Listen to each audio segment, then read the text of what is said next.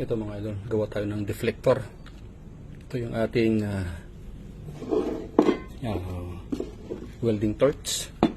Meron siyang extension na hose. Ito gagawin natin deflector. So, yupin lang natin ng konti. Ayan, spoon ang gamit natin ngayon para mag-curve.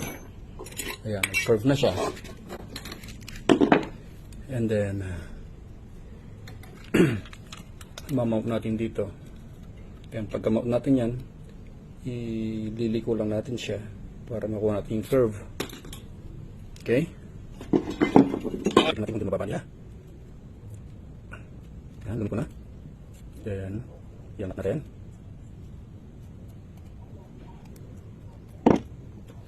Check natin kung saan makaangat. Kulang pa. Iangat natin.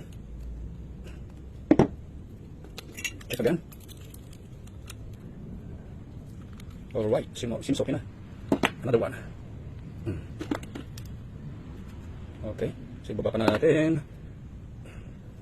Then iangat natin. Yun o. Okay. Yan. Then saka natin siya higpitan. O, diba? May DIY na tayo. Hindi na natin kailangan bumili pa. Kutsarang manipis lang ang katapat.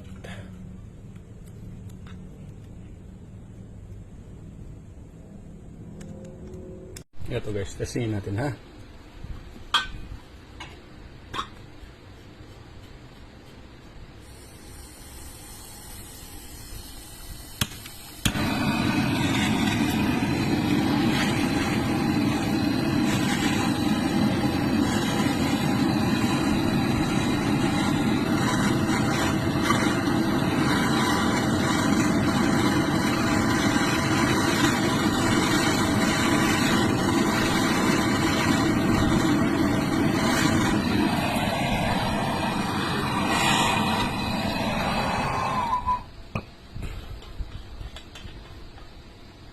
All right.